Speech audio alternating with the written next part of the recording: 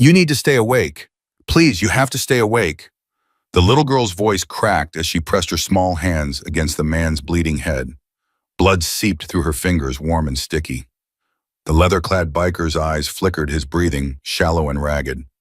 Kid, run, he whispered, his voice barely audible over the distant hum of traffic on Route 9. I'm Hell's Angels. Dangerous. Go. But Maya did not move. At 8 years old, she had made a choice that would change everything.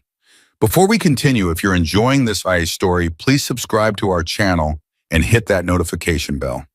Stay with me until the very end. You won't believe what happens next. And comment below with your city so I can see how far this story has traveled. Now let's get back to Maya's incredible journey. The crash had happened so fast. One moment Maya was walking home, her pink backpack bouncing against her shoulders, thinking about the spelling test she'd aced that morning. The next moment, the world exploded with the screech of tires and the violent crunch of metal against asphalt. Her heart had lurched into her throat. Oh my God, she breathed, her feet frozen to the dusty shoulder of Route 9. The motorcycle lay on its side 50 feet ahead, its front wheels still spinning uselessly. Black smoke curled from the engine, and there, sprawled in the gravel like a broken doll, was a man in a leather vest covered with patches she couldn't read from this distance. Maya's mother's voice echoed in her head. Never approach strangers, never talk to bikers. They're dangerous people, Maya, promise me. She'd promised, but her feet were already moving. Hello, Maya called out, her voice small against the vast California landscape. The golden hills stretched endlessly around her, indifferent to the tragedy unfolding on this lonely stretch of road. Are you okay? Stupid question. Of course he wasn't okay. As she got closer, she could see the extent of it. His left leg was twisted at an unnatural angle. Blood pooled beneath his head, dark and gleaming in the late afternoon sun. His face was pale, almost gray, and his eyes were closed. Mr. Maya dropped to her knees beside him, her backpack sliding off her shoulders. Mister, can you hear me? His eyes snapped open. They were blue, startlingly blue, and filled with pain and something else. Fear, maybe, or anger. Get away! He rasped, his voice like gravel scraping against concrete. You're bleeding really bad, Maya said, her hands hovering uselessly above him. She didn't know what to do. Her mom had taught her to call 911 in emergencies, but her phone was at home. They couldn't afford a cell phone for an 8-year-old. I need to help you. No. He tried to lift his hand, but it fell back to the ground. Listen to me, kid. Run. I'm Hell's Angels. You understand Hell's Angels. Dangerous. Maya had heard of them. Everyone in California had heard of them. Her mother's boyfriend had once pointed out a group of bikers at a gas station and told her to stay in the car, his voice tight with tension. Those are Hell's Angels, Maya. You see those vests? You see those patches? You stay away from them. They're criminals. But looking at this man now bleeding and broken on the side of the road, all Maya could see was someone who needed help. I don't care, she said, her voice steadier than she felt. You should. Well, I don't. Maya shrugged off her denim jacket, the one her grandmother had given her for her birthday, and pressed it against the gash on his head. He groaned, his whole body tensing. Sorry, but you're bleeding a lot. I have to stop it. Your jacket, he mumbled. It's okay. Grandma can get me another one. That wasn't true. Grandma had saved up for months for that jacket, but Maya pushed the thought away. What's your name, Reaper? Maya blinked. That's not a real name. It's my road name. A ghost of a smile crossed his lips, then vanished as pain contorted his features. Real name's Michael, but nobody calls me that. Not anymore. I'm Maya. She kept pressure on his head wound, even though the blood was soaking through her jacket, warm and terrible against her palms. You have to stay awake, okay, Reaper Michael? Which one should I use, Reaper? He coughed and blood flecked his lips. Michael's dead, been dead, long time. Well, Reaper's not going to die today either, Maya said firmly. I won't let you. He laughed, actually laughed, though it came out wet and painful. Brave little thing. How old are you? 8. 8, he closed his eyes. Got a daughter. She was 8 last time I saw her. Open your eyes. Maya's voice rose sharp with panic. You have to keep them open. That's what they always say on TV. Don't go to sleep. Bossy, Reaper muttered, but his eyes opened again. You remind me of her. Sarah. My Sarah. Where is she now? Gone. Does talk to me. Hasn't in 6 years. The pain in his voice was different now, deeper, older. Not physical. Her mother took her. Said I was bad influence. Said bikers aren't fathers. Just outlaws. Maya's chest tightened. That's sad. Yeah. Reaper's breathing was getting shallower. Yeah, it is. What happened? Why doesn't she talk to you? I chose the club. Always chose the club. His eyes drifted closed again. When I should have chosen her. Reaper. Maya shook his shoulder gently. Stay with me. Tell me more about Sarah. What does she look like? Blonde like her mother. Blue eyes like me. A tear slid down his temple, mixing with the blood and dirt. Smart. So damn smart. Wanted to be a veterinarian. Loved animals. More than people. That's cool, Maya said even as her own eyes burned with tears. Her jacket was completely soaked now. She could feel his blood drying on her hands, sticky and cold. I want to be a doctor, a trauma surgeon. I want to help people who get hurt. You're doing pretty good job already. I'm scared, Maya admitted, her voice breaking. I'm really, really scared. Me too, kid. Me too. That honest admission somehow made Maya feel a little better. If he was scared, then it was okay for her to be scared too. They could be scared together. I need to get help, Maya said, looking around desperately. The road was empty. No cars had passed since the crash. But I don't want to leave you alone. Have to. No choice. What if you die while I'm gone? Reaper's hand moved shaking until it found hers. His fingers were thick and calloused, covered in faded tattoos. Won't die, not yet. Promise, can't. Promise that. Yes, you can. Maya stuck out her pinky finger, holding it in front of his face. Pinky promise. You can't break a pinky promise. That's like a rule. Reaper stared at her finger for a long moment. Then slowly, painfully, he lifted his hand and hooked his pinky around hers. Pinky promise, he whispered. Maya squeezed tight. Okay, I'm going to find help. But you have to stay awake. Talk to yourself. Sing a song, I don't care. Just don't go to sleep. What? Song? I don't know. Any song? Maya was already standing, her legs shaking beneath her. The alphabet, happy birthday. Just keep making noise so I know you're still alive when I come back.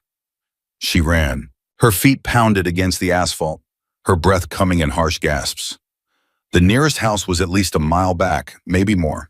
She'd passed it on her walk home from school, a small ranch house set back from the road with a rusted pickup truck in the driveway. Behind her, she could hear Reaper's voice, rough and off-key, singing something that might have been a Johnny Cash song. Or maybe he was just groaning in rhythm. Either way, the sound of it pushed her forward. Her lungs burned. Her legs screamed. But Maya didn't slow down. The house appeared around a bend, and Maya nearly sobbed with relief. She stumbled up the gravel driveway and hammered on the front door with both fists. Help! Please, someone help! No answer. Please. Maya tried the doorknob. Locked. She ran around to the back door. Also locked. No, no, no. Then she saw a payphone mounted on the side of a gas station across the road. She'd forgotten that old place was even there, half hidden behind a stand of eucalyptus trees. Maya sprinted across Route 9 without looking, her heart hammering so hard she thought it might burst through her chest. She grabbed the receiver and punched 911. Nothing. She tried again. Still nothing. Work, work, work! Maya slammed the receiver against the box, tears streaming down her face now. On the third try, blessed static crackled through the line, followed by a ringing tone. 911, what's your emergency? There's been a motorcycle accident on Route 9. Maya's words tumbled out in a rush. Near mile marker 47, a man is hurt really bad. He's bleeding from his head and his leg is broken, and he's a Hell's Angel, but I don't care, he needs help. Slow down, sweetheart. You said Route 9 near mile marker 47. Yes, please hurry, he's dying. We're sending an ambulance now. Are you with the injured person? No, I ran to find a phone. I have to go back to him. Wait, don't. Maya slammed the receiver down and ran. Her side ached with a stitch that felt like a knife between her ribs, but she pushed through it. What if he'd stopped singing? What if he died while she was gone? What if she'd broken her promise? She heard it before she saw him. Reaper's voice weaker now, but still, they're still fighting. Because you're mine. I walked the line. Maya dropped to her knees beside him, gasping for air. I'm back. The ambulance is coming. Reaper's eyes opened unfocused. Thought you weren't coming back. I promised, didn't I? Maya grabbed her blood-soaked jacket and pressed it against his head again. The bleeding had slowed, but it hadn't stopped. And you promised you wouldn't die. Trying to keep my promise. Good, because I'm not very good at breaking rules, and I really don't want to start with pinky promises. That got another weak laugh from him. Where'd you find a phone? Old little gas station. The payphone barely worked. I thought I was gonna have to break a window at a house or something. Breaking and entering, at 8 years old, would have made a good biker. My mom would kill me. The words came out before Maya could stop them, and suddenly she realized what she'd done. Oh no, oh no, oh no, oh no. My mom's going to be so worried. I'm supposed to be home by 4. She glanced at the sun lower in the sky now. It had to be past 4:30, maybe even 5. She'll understand, Reaper said.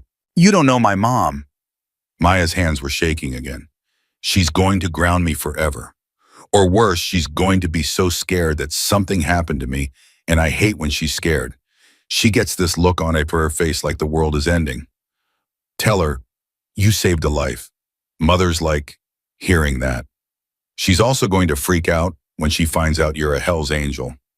Yeah, probably. Reaper's eyes drifted towards his motorcycle still lying on its side. Bikes, totaled. I'm sorry. Not your fault. Gravel, lost control. He coughed again, harder this time. Should have been more careful. What were you doing out here? Riding, thinking, trying to figure out how to fix things with Sarah. Maya's heart squeezed. Maybe this is a sign that you should try harder. I mean, you almost died today. Don't you think that means something? Think it means I'm getting old. Reflexes aren't what they used to be. No, Maya insisted. I think it means you're supposed to do something different. Make different choices. You said you always chose the club instead of your daughter, right? So choose her this time. Reaper stared at her, something shifting in his eyes. You're very wise for 8 years old. My grandma says I have an old soul.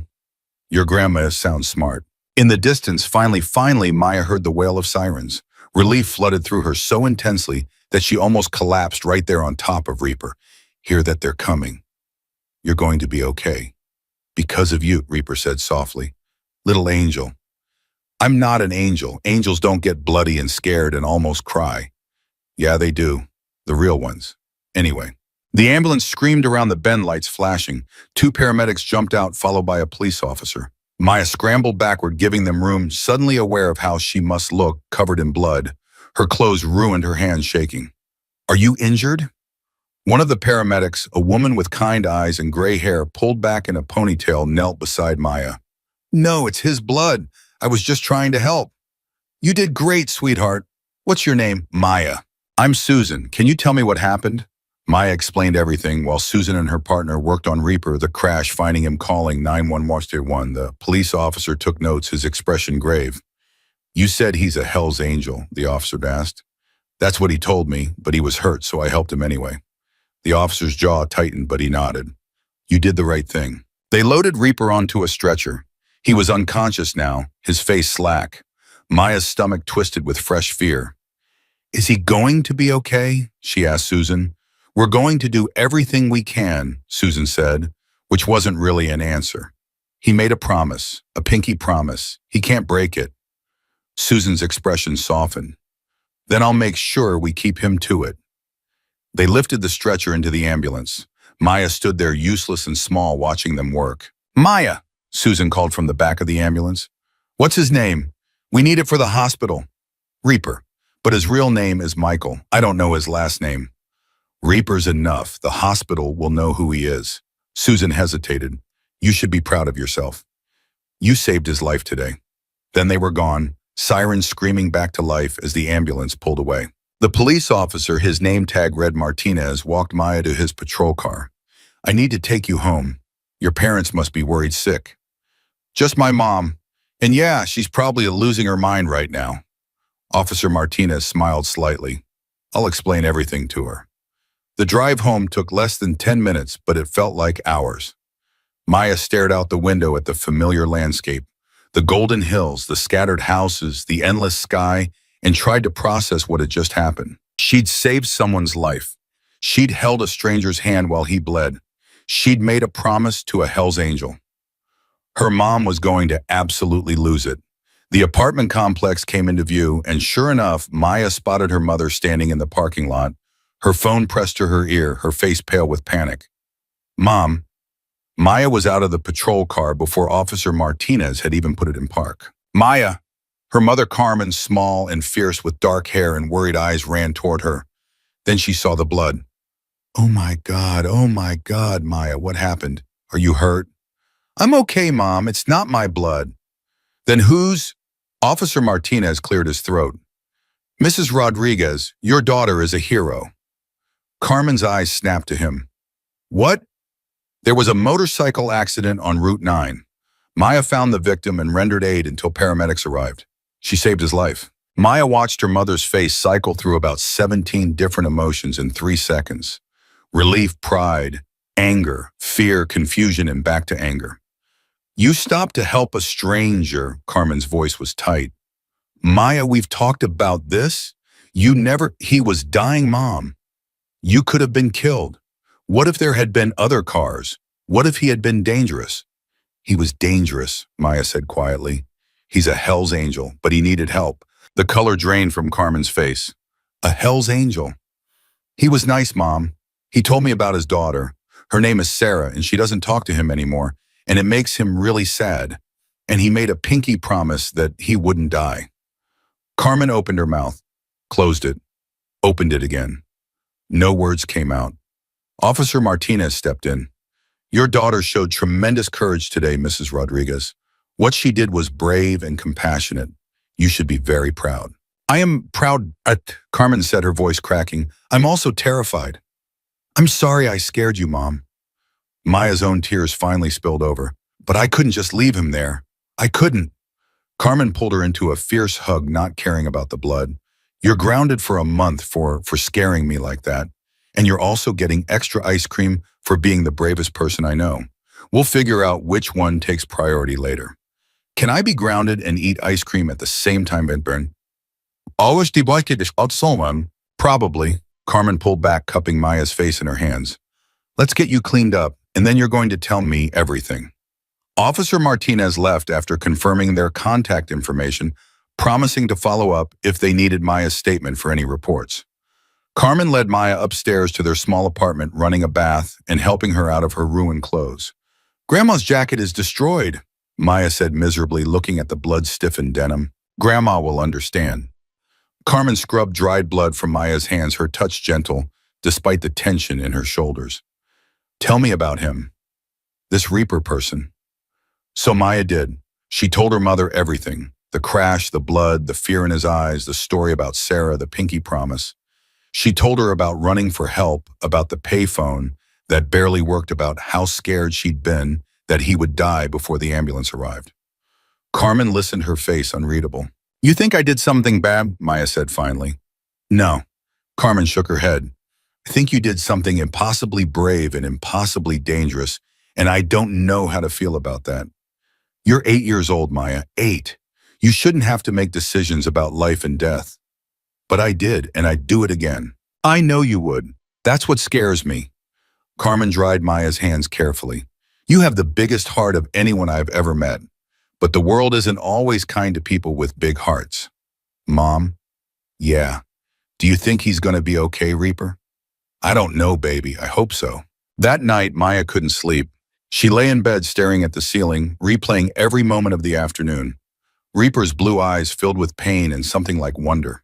His rough voice singing Johnny Cash. The weight of his hand when he'd hooked his pinky around hers.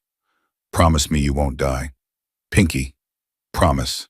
She prayed something she rarely did, even though Grandma had taken her to church a few times, that he would keep that promise. Maya didn't know it then, but across town in a hospital room surrounded by machines that beeped and hummed, Reaper was fighting to keep it. And in a clubhouse on the outskirts of town, the phone rang. Bull, the current president of the Hells Angels California chapter, answered it. The conversation was brief. When he hung up, his expression was grave. Reaper's down, he announced to the room full of bikers. Motorcycle accident on Route 9, critical condition. The room erupted in questions, anger, concern. Bull raised his hand for silence. There's more. A little girl found him, 8 years old. She stayed with him, stopped the bleeding, called 911, saved his life. The room went quiet. An 8-year-old kid saved Reaper, someone asked incredulously. That's what the cops told the hospital. They're calling her a hero. Bull's jaw clenched. We owe her a debt. One of the older members, a man named Whiskey Pete with a gray beard down to his chest, spoke up. The code is clear. She saved one of ours. The club protects her. Murmurs of agreement rippled through the room. Find out where she lives, Bull said. We pay our debts, always. Maya woke to the sound of thunder. At least that's what she thought. It was deep, rolling, continuous thunder that shook the windows of their second-floor apartment. She blinked at her alarm clock. 6:30 in the morning. Saturday. She should still be asleep. The thunder grew louder. What is that? Maya stumbled out of bed, her heart already racing with a nameless anxiety. Through her bedroom window, she could see the parking lot below, and what she saw made her freeze. Motorcycles, dozens of them. Maybe more than dozens. Mom! Maya's voice came out as a squeak. She tried again louder. Mom! Carmen burst through the bedroom door, her hair still messy from sleep, her eyes wide. What's wrong, are you? She stopped when she saw Maya pointing at the window. They both looked down. The parking lot was filled with bikers. They sat on their motorcycles' engines, rumbling in unison, creating that thunder Maya had heard. More bikes were pulling in, forming neat rows like some kind of military formation. The men wore leather vests covered in patches, bandanas, sunglasses, despite the early hour. Oh God, Carmen whispered. Oh God, Maya, get away from the window. But Maya couldn't move. She was counting. 20 bikes, 30, 40. They kept coming, pulling into the parking lot, into the street, filling every available space. Why are they here? Maya's voice trembled. Carmen grabbed her shoulders, pulling her back from the window. I don't know, but we're calling the police right now. Wait. Maya twisted free, pressing her face back against the glass. Look, that one in front. He's getting off his bike. A massive man dismounted from a gleaming black Harley at the head of the formation. He was built like a bear, broad shoulders, thick arms covered in tattoos, a gray beard that reached his chest. He removed his sunglasses and looked directly up at Maya's window. Their eyes met. The man raised his hand in what might have been a wave, or a signal.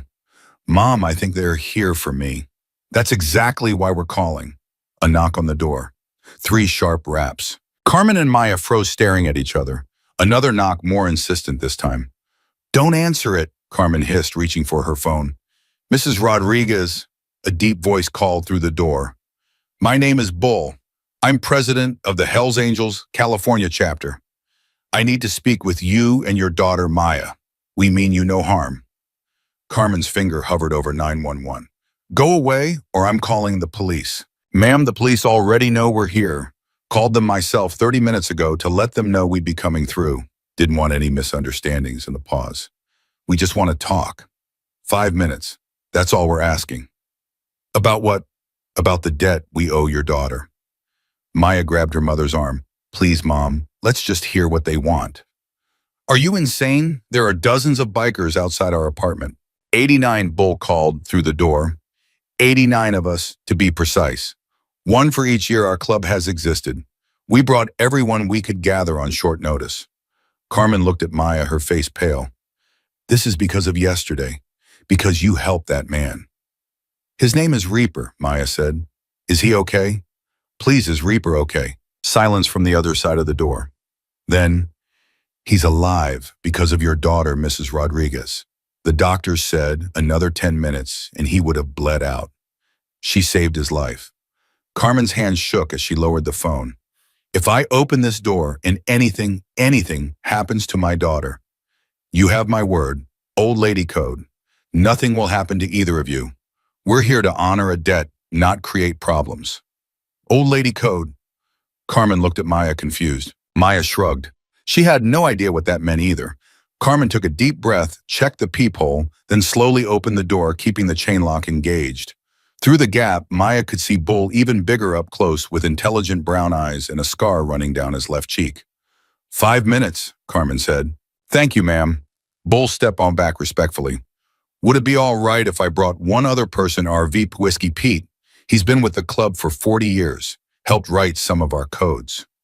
Carmen looked ready to say no, but Maya spoke up. It's okay, Mom.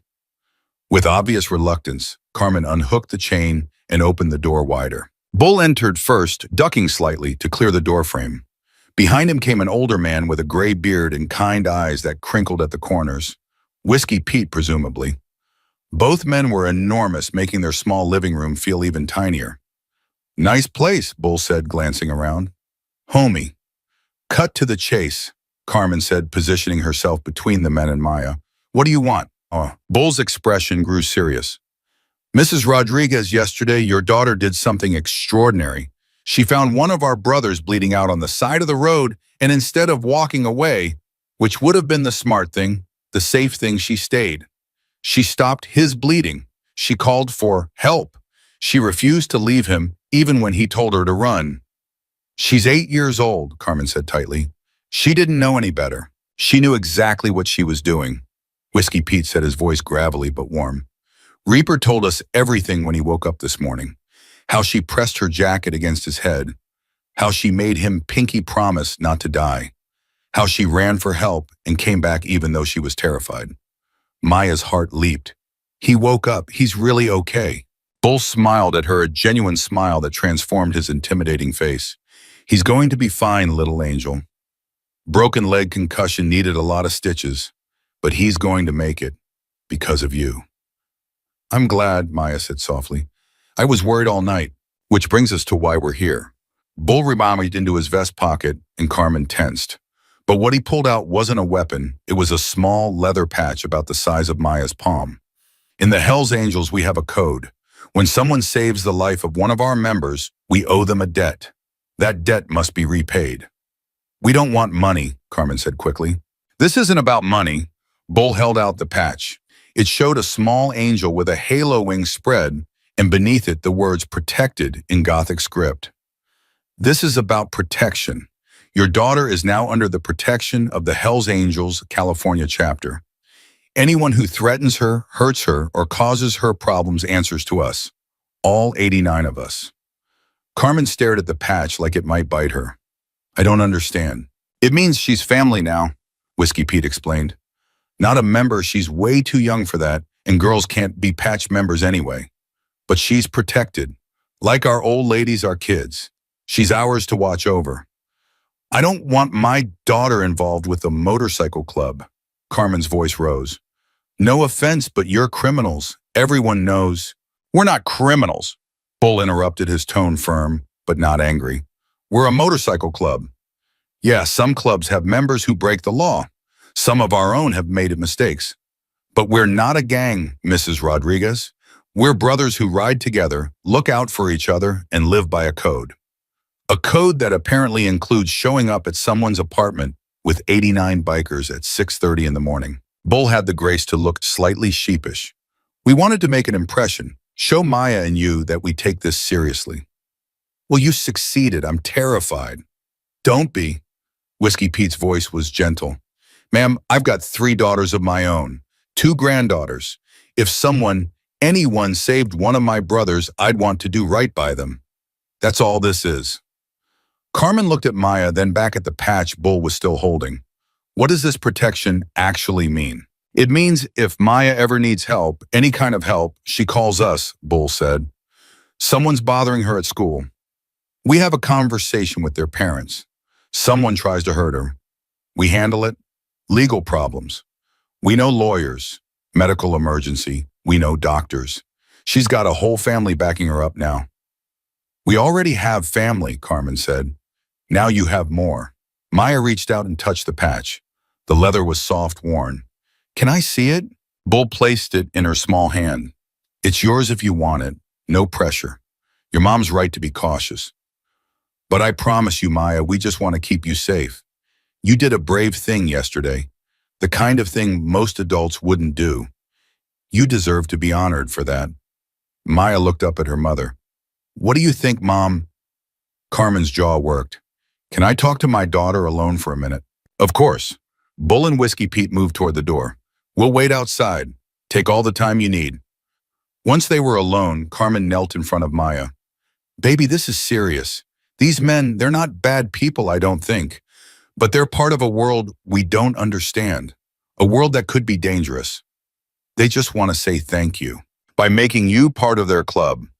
That's not a simple thank you, Maya. That's a commitment, a connection. If you accept that patch, you're accepting everything that comes with it. Maya studied the patch. The little angel looked brave, she thought. Strong. Reaper told me about his daughter, Sarah. She doesn't talk to him anymore because he was always with the club instead of with her. He was really sad about it. Okay, but these men came here for me, all 89 of them. They could be anywhere else right now, but they came here to make sure I know I'm protected. That's not nothing, Mom. Carmen's eyes filled with tears. When did you get so wise? Grandma says I have an old soul, remember? Yeah. Carmen wiped her eyes. Okay. Okay, if this is what you want, we'll accept their protection. But I have conditions. Maya's face lit up. Really? Really, but I'm setting boundaries, clear ones. Carmen opened the door. Bull and Whiskey Pete turned their expressions hopeful. We'll accept the patch, Carmen said, but I have rules. Bull nodded. Name them. No involving Maya in club business, ever. She's a child. Agreed. No teaching her to ride motorcycles until she's at least 16 and only with my permission. Fair enough. No recruiting her. When she's an adult, she can make her own choices about who she associates with.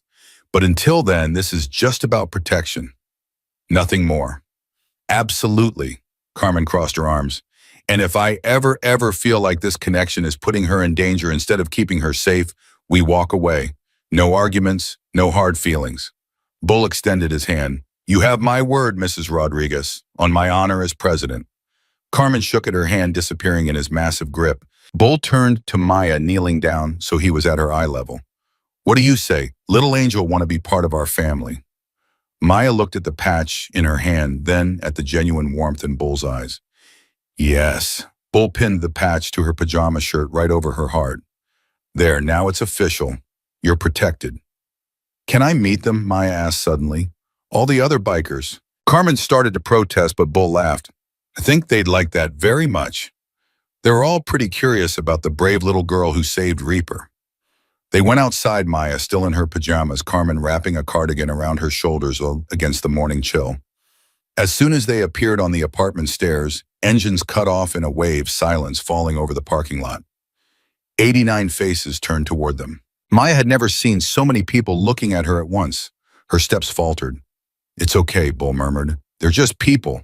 Big tattooed people with loud bikes, but still just people. Whiskey Pete raised his voice. Brothers, this is Maya Rodriguez, the girl who saved Reaper's life. Applause erupted.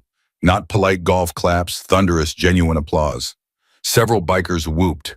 One man whistled. Maya felt her face turn red. Maya's under our protection now, Bull announced. Anyone got a problem with that? Hell no, someone shouted. She's one of ours now, another voice called. Little Angel. The nickname caught on instantly. Within seconds, a chant started. Little Angel, Little Angel, Little Angel. Maya looked up at her mother, overwhelmed. Carmen squeezed her hand. Bull raised his hands for silence. All right. Some of you brought gifts, I know. Keep it reasonable. She's 8. Gifts, Maya whispered. Whiskey Pete grinned. Did you think we'd show up empty-handed? What followed was surreal. A biker named Chains gave her a stuffed bear wearing a tiny leather vest. For when you need a riding buddy, he said with a wink. A woman, yes, there were women bikers too, named Rosie gave her a pink helmet. For when you're old enough to ride. Custom painted it myself. Someone named Tiny, who was actually enormous, handed Carmen an envelope. Medical bills. For anything Maya needs. It's already taken care of. Carmen tried to refuse, but Tiny shook his head. We take care of our own, ma'am, please. Another biker gave Maya a leather jacket in her size, soft and buttery. A third gave her a gift card to a bookstore. A fourth gave her a silver bracelet with a small angel charm. This is too much, Carmen kept saying, but the gifts kept coming. Finally, a younger biker, maybe in his 20s with kind eyes and a nervous smile, approached with a guitar case. I'm Strings, he said. I heard you like music. Reaper mentioned it. You told him to sing to stay awake. I do like music, Maya said. Well, I teach guitar. If you ever want to learn, lessons are free for family. Maya looked at the guitar case, then at Strings. Really, really? She turned to her mother with pleading eyes. Carmen sighed. We'll think about it. That's basically a yes. Maya threw her arms around Strings, who looked startled, but pleased. The morning dissolved into something Maya would remember for the rest of her life. The bikers took turns talking to her, asking about school, making her laugh with bad jokes. They were gentle with her, these enormous men with their scars and tattoos and rough voices. They treated her like something precious. Carmen watched it all with wary eyes, but even she started to relax when Whiskey Pete began telling stories about his granddaughters. The youngest one, Amy, she's about your age, he said, wants to be a paleontologist, knows more about dinosaurs than I know about motorcycles, and that's saying something. I want to be a trauma surgeon, Maya told him. No kidding, that's amazing. I want to help people who get hurt, like Reaper. Whiskey Pete's expression grew thoughtful. You know we could use someone like that. The club, I mean. We've got a few guys with medical training, but a real doctor. That would be something. That's years away, Carmen interjected. Of course, of course. I'm just saying when the time comes, she's got options. Around 9 o'clock, Bull called for everyone's attention again. All right, brothers, we've taken up enough of Maya's morning. Time to ride out. Groans of disappointment rippled through the crowd. Can I stay a little longer? Maya asked. Bull smiled. You'll see us again, little angel. We're not going anywhere, but your mama probably needs to get you some breakfast. That isn't just excitement. He was right. Maya's stomach was growling. The bikers mounted their motorcycles' engines, roaring to life once more. But before they left, Bull pulled Carmen aside. There's one more thing, he said quietly. Reaper wants to see Maya at the hospital, if that's all right with you. Carmen hesitated. I don't know. He's not dangerous, not to her. He just wants to say thank you properly. Mom, please, Maya said. She crept up beside them, listening. I want to see him too. I want to make sure he's really okay. Carmen looked between them. Fine, but I'm coming with you. Wouldn't have it any other way, Bull said. The motorcycles pulled out in formation, a river of chrome and leather flowing out of the parking lot. Neighbors had gathered on their balconies to watch their faces, a mix of fear and fascination.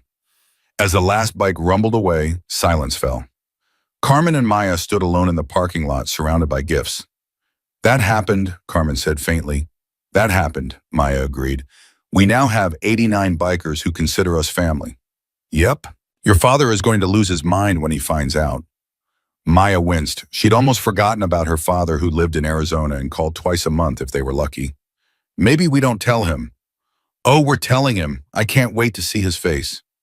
They gathered the gifts and headed back upstairs. Maya changed out of her pajamas while Carmen made breakfast, scrambled eggs and toast, simple but comforting. Mom, Maya said around a mouthful of eggs. Don't talk with your mouth full. Maya swallowed. Are you mad at me for yesterday? Carmen set down her fork. I'm not mad, baby. I'm scared. I'm scared because you did something incredibly brave and incredibly dangerous, and I can't decide which emotion is stronger, pride or terror. The bikers seem nice. They did. That's what scares me most. Carmen reached across the table, taking Maya's hand. I grew up being told to avoid people like that, to cross the street if I saw a biker. But those men this morning, they were kind, respectful. They clearly care about Reaper, and now they care about you. So what's scary about that? It means the world isn't as simple as I thought. It means I have to rethink everything I assumed about people based on how they look or what they wear. Maya squeezed her mother's hand. Grandma always says you can't judge a book by its cover. Grandma's a wise woman, Carmen smiled. Eat your breakfast. We're going to the hospital this afternoon. The hospital smelled like disinfectant and something else Maya couldn't identify, maybe sadness, maybe hope. They found Reaper's room on the third floor, and Carmen knocked softly before entering. Reaper lay in the hospital bed, his left leg in a cast elevated by a system of pulleys. Bandages wrapped around his head. His face was bruised yellowish purple spreading across his cheekbone.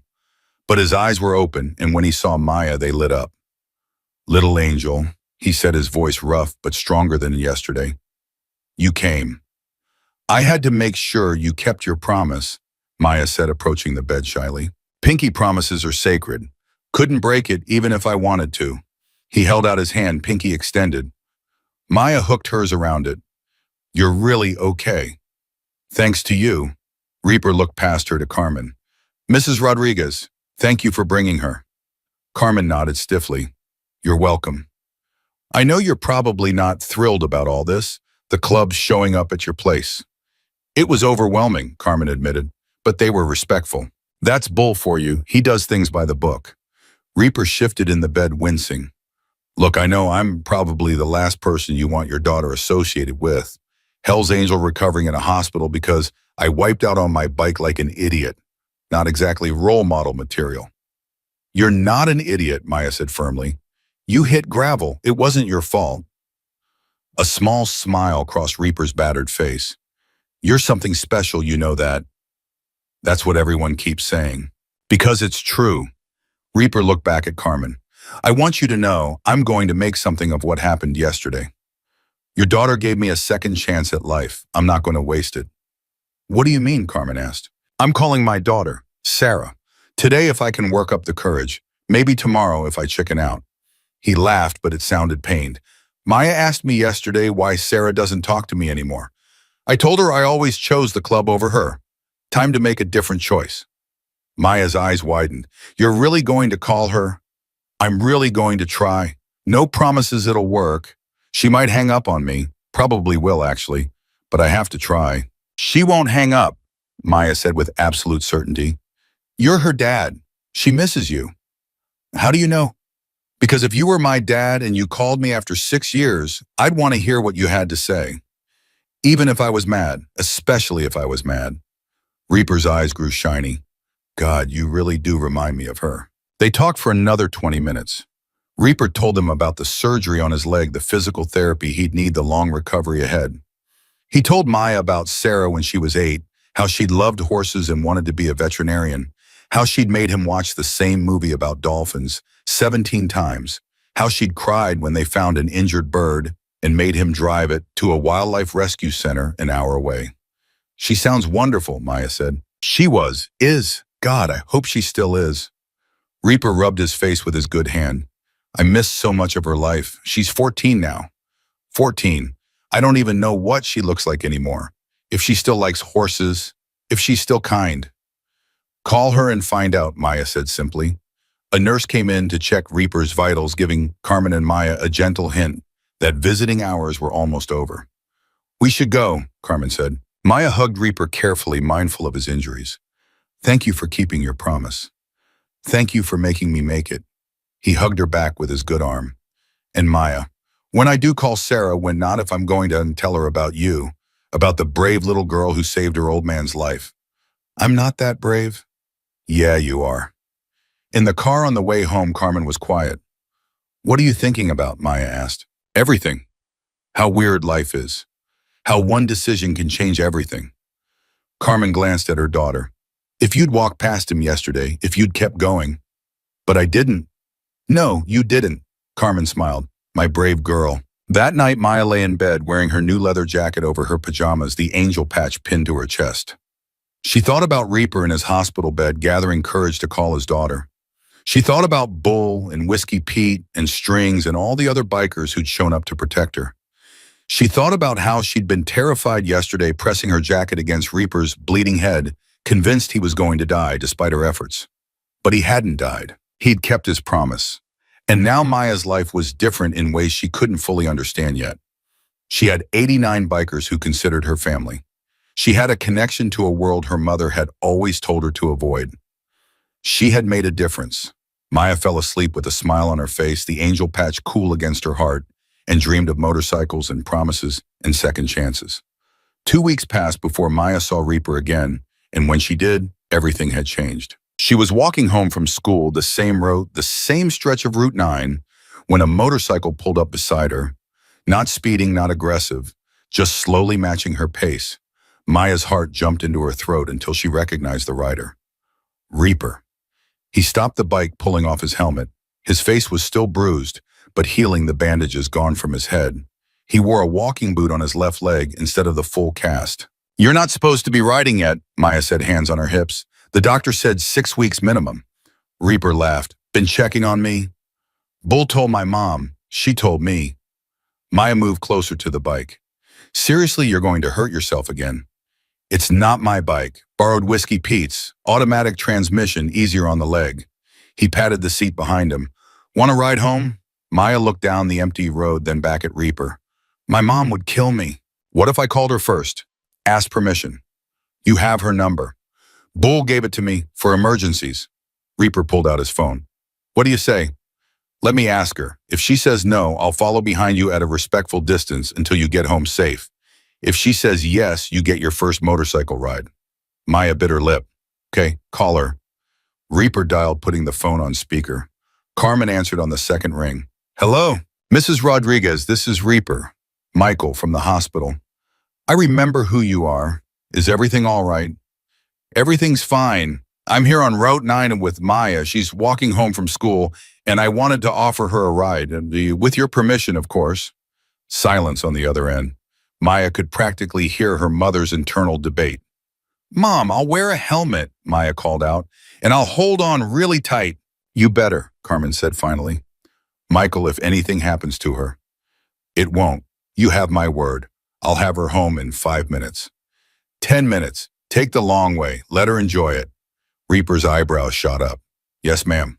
"And Michael, thank you for asking permission first." He hung up, looking as surprised as Maya felt. "Your mom's cooler than I thought. She's been different lately. Ever since all the bikers showed up."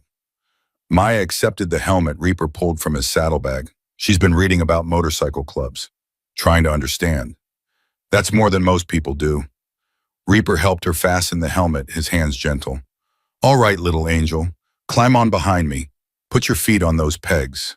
Hold on to my waist and lean with me when I lean." "Got it." Maya's hands shook as she climbed onto the bike. It felt huge beneath her powerful alive. She wrapped her arms around Reaper's waist, and he was solid and warm and real. "Ready?" he asked. "Ready." The engine rumbled to life, and Maya felt it in her bones. Then they were moving, and the world transformed. Wind rushed past her face. The road blurred beneath them. Her stomach swooped with a mixture of terror and pure joy. Reaper kept his promise. He took the long way home, cruising through streets Maya had never explored. He pointed out landmarks with quick gestures. The old mission church where Bull's Diciator had gotten married, the diner where the club met every Thursday morning for coffee, the garage where they worked on their bikes. Too soon they were pulling up to Maya's apartment complex. Carmen was waiting outside, her arms crossed, trying to look stern. But Maya saw the smile she was fighting. "That was amazing." Maya pulled off the helmet, her hair wild and staticky. "Mom, it was so cool. We went so fast, but not too fast, and I could feel everything and—" "Breathe, baby," Carmen said, but she was laughing now. Reaper dismounted carefully, favoring his injured leg. "She's a natural, didn't scream once. I wanted to, but I didn't want to seem scared. Being scared doesn't make you weak. Doing it anyway makes you brave." Reaper handed the helmet back to Maya. "Keep it. It's yours now." "Really, really?" "Had it custom painted. Look inside." Maya turned the helmet over. Inside, in silver script, it read, "Little Angel." Her throat tightened. "Thank you." "Thank you," Reaper said quietly, "for everything, for saving my life, for reminding me what matters." Carmen studied him. "Did you call her your daughter?" Reaper's whole demeanor shifted. His shoulders hunched slightly, and he wouldn't meet their eyes. "I tried. 3 times. She didn't pick up." "Did you leave a message?" Maya asked. "The first 2 times, no. I chickened out. The 3rd time yesterday I did." He rubbed the back of his neck. "Told her I was sorry. Told her I missed her. Told her about you, actually. About the little girl who saved me and made me want to be better." "What did she say?" "She hasn't called back yet. Probably won't." "She will," Maya insisted. You don't know that, little angel. Yes, I do, because you're trying. That means something. Reaper looked at her for a long moment. You know what, my therapist said something similar. You have a therapist, Carmen sounded surprised. Started seeing one last week. Bull set it up. Said if I was serious about changing my life, I needed to deal with my shit. Excuse my language. It's okay, Maya said. Dealing with your shit is important. Maya, Carmen's voice was sharp, but she was fighting another smile. That's what Reaper said. Reaper laughed, really laughed, and the sound was lighter than Maya had ever heard from him. I'm a terrible influence. You're not terrible, Maya said firmly. You're trying to be better. That's what counts. A phone rang. Reaper pulled his out, glanced at the screen, and went pale. What? Maya asked. Who is it? Unknown number. California area code. His hand shook. What if it's her? Then answer it, Maya and Carmen said simultaneously. Reaper stared at the phone like it might explode. It rang again. Third ring. Fourth. Answer it, Carmen said more gently. Whatever happens, at least you'll know. Reaper took a deep breath and swiped to accept the call. Hello. Maya watched his face cycle through emotions. Fear, hope, shock, joy, pain, more joy. Tears slid down his cheeks. Sarah, he whispered. God, Sarah, is it really you? He turned away, walking a few steps for privacy, but his voice carried back to them. I know I don't deserve. Yes, I got your text last Christmas. I just didn't. I was scared. I thought you hated me.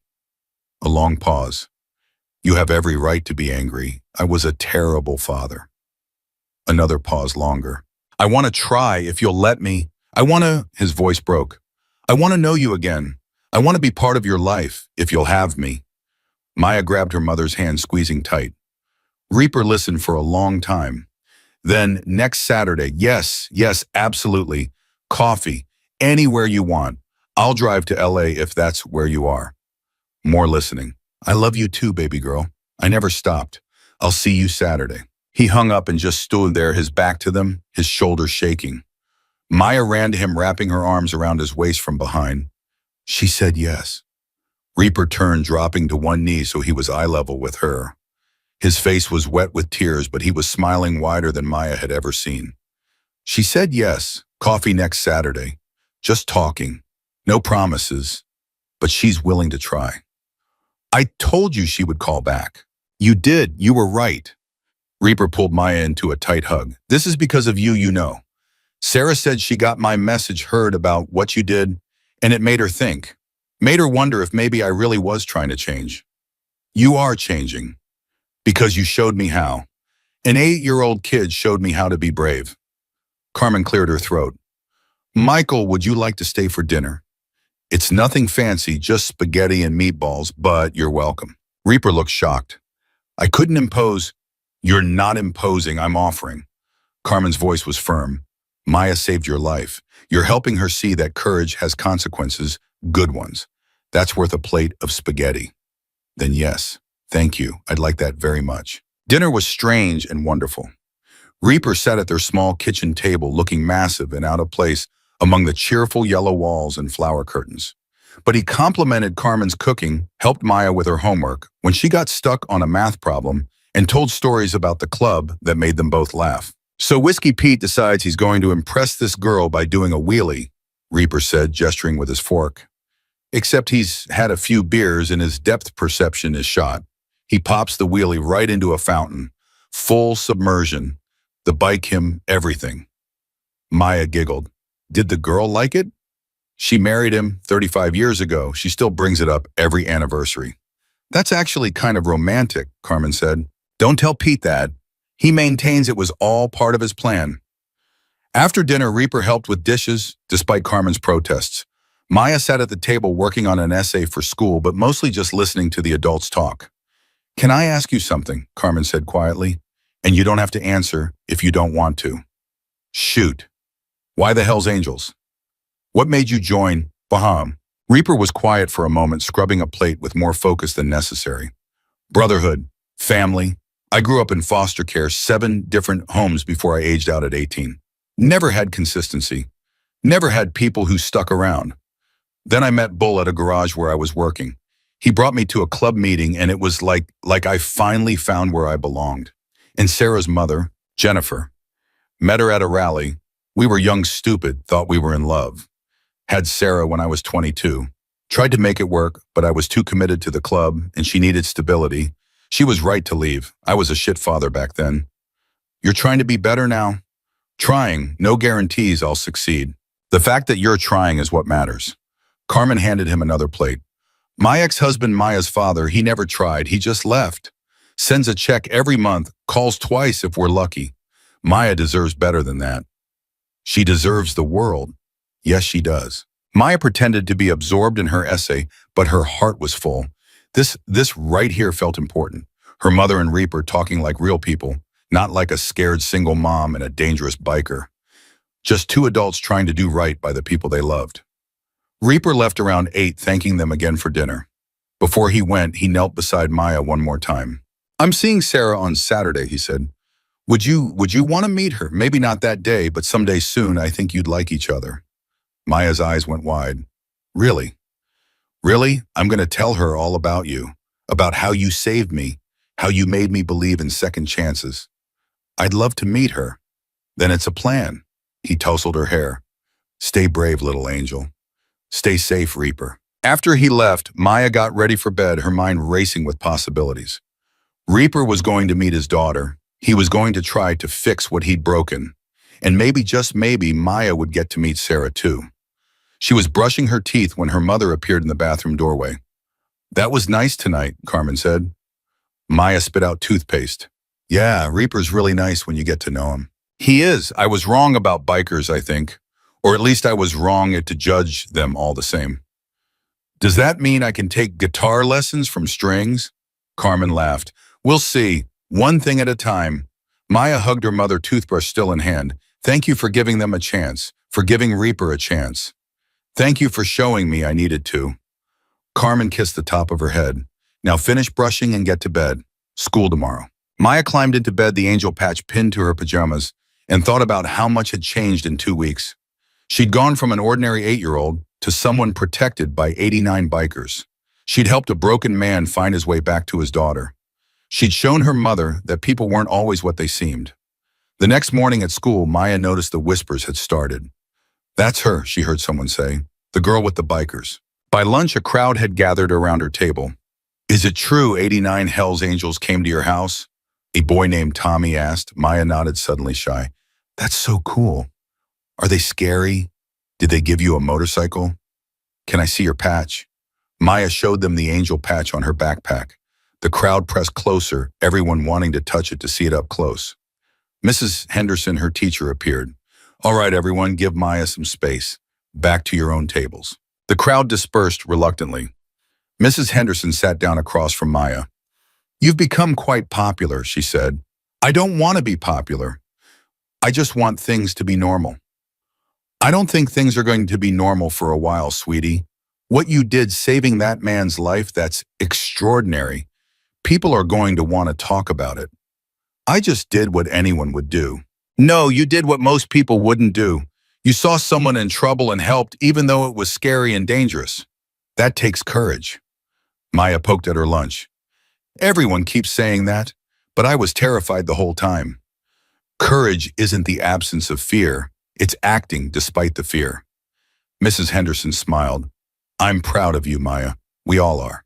The attention didn't stop. By the end of the day, Maya was exhausted from answering questions, from being stared at, from being treated like she was special instead of just Maya. She was relieved when she finally escaped to the sidewalk, ready for the walk home. A motorcycle was waiting. Not Reaper this time. Strings, the young biker with the guitar. Hey, little angel, he called. Your mom asked me to pick you up. She's stuck at work. Some emergency came up. Maya hesitated. Did she really? Strings pulled out his phone, showing her a text from Carmen. Really, she said to take you to Bull's house. She'll pick you up there in a couple hours. Bull's house? Yeah, his wife Maggie wants to meet you. She's been bugging him about it since the day we all showed up at your place. Maya climbed onto the bike behind Strings, accepting the spare helmet he offered. What's she like, Maggie? She's amazing, tough as nails but sweet as honey. You'll like her. The ride to Bull's house took 20 minutes winding through streets Maya didn't recognize until they pulled up to a modest ranch house with a well-kept lawn and flower beds. The front door opened before they had even stopped the bike. A woman emerged shorter than Maya expected with steel gray hair in a long braid and the warmest smile Maya had ever seen. She wore jeans and a flannel shirt, and her hands were covered in what looked like paint. "You must be Maya," she called out. "Come here, baby girl. Let me look at you." Maya climbed off the bike and approached shyly. Maggie pulled her into a hug that smelled like lavender and turpentine. "Oh, you're just as beautiful as Bull said. And so brave, come inside, come inside. I've got cookies in the oven and about a million questions." The house was warm and lived in with family photos covering every surface. Maggie led Maya to a kitchen filled with the smell of chocolate chip cookies. Sit, milk or juice?" "Milk, please." Maggie poured 2 glasses and sat across from Maya, studying her with kind, intelligent eyes. "So you're the little angel who saved Reaper's life." "I just did what I could." "Honey, you did what most grown men wouldn't do. You saw someone bleeding and broken, and you didn't run. You stayed." Maggie reached across the table, squeezing Maya's hand.